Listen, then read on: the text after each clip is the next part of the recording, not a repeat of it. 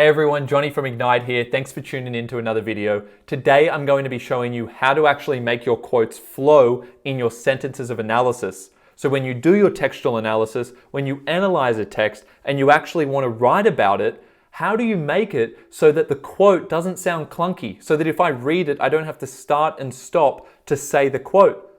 I want the quote to sound as though it was already there naturally without being a quote. So it flows like a normal sentence. The test for whether you've used your quote correctly is whether you can say the sentence and it still sound like a normal sentence even if we took away the quotation marks. Let's have a look at that process and also touch on some of the other aspects of analysis. So here I'm going to look at an example from Beach Burial by Kenneth Slessor. It doesn't matter if you're not familiar with this text, it's just an example. Let's have a look at these lines. Someone, it seems, has time for this, to pluck them from the shallows and bury them in burrows and tread the sand upon their nakedness. That's talking about wounded soldiers, dead soldiers actually, who have been washed up into shore. And there is someone there, a gravedigger, who is burying the bodies in the sand. That's the context of the poem.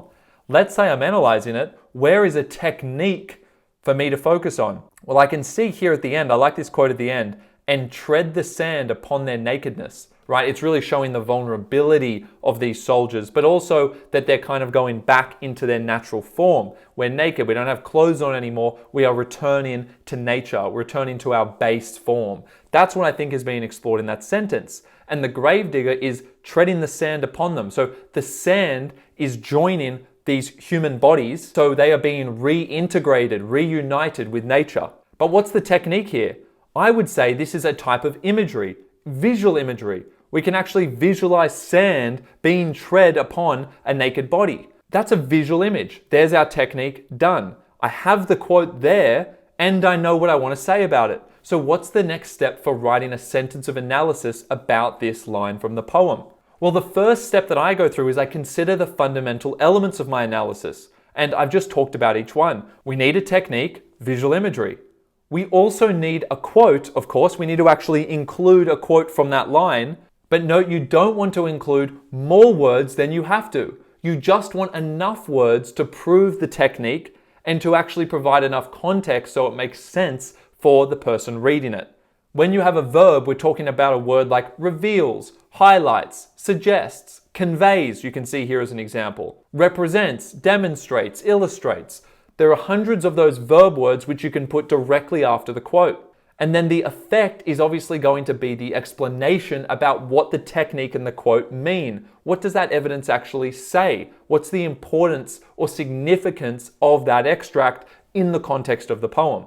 And often you might have to relate that to the question. Notice below as well the sentence here, the technique in quote conveys effect.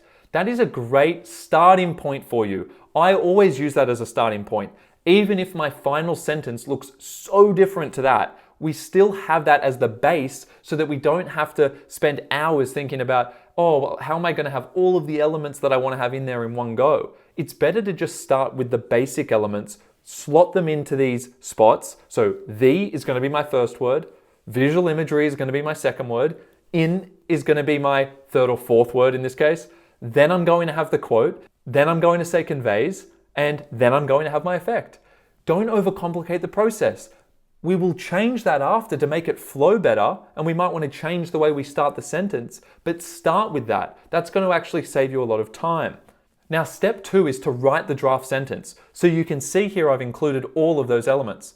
The visual imagery, in, tread the sand upon their nakedness.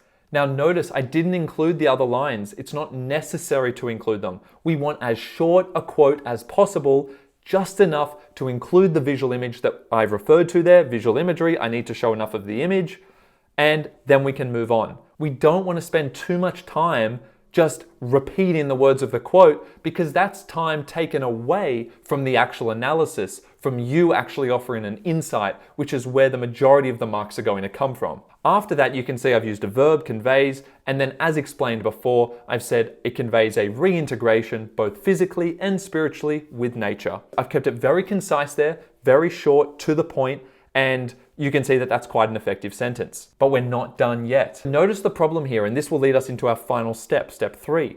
Notice how when I say the visual imagery in tread the sand upon their nakedness, it doesn't quite flow naturally. I'm saying the visual imagery in, and then I have to pause and say the quote, followed by the explanation. So it doesn't have that nice smooth flow, that smooth transition. What we're going to do is we're going to focus on this area here that I'm highlighting. We're going to focus on the in part because I don't think that is really going to work. We always start with it, but now we can change it. So a great word to actually work into your analysis instead of always using in is going to be of. Notice how we've changed it around here. The visual imagery of the grave digger. I've added some context now as well. That's important, and you can do that in this little slot here between the technique and the quote. Notice I've also done something very specific here. I have actually altered, I've manipulated the original quote. And you can see I've shown that by using square brackets. So I wanted this to flow as a normal sentence. So instead of saying the visual imagery of the gravedigger tread the sand upon their nakedness, that wouldn't make any sense. The visual imagery of the gravedigger tread, it's just not in the right tense. So I have to add an ing. The visual imagery of the gravedigger treading the sand upon their nakedness conveys a reintegration, and so on. So see how now it flows nicely. It's almost as if I removed the quotation marks here and here, it would still flow like a normal sentence. It wouldn't sound weird.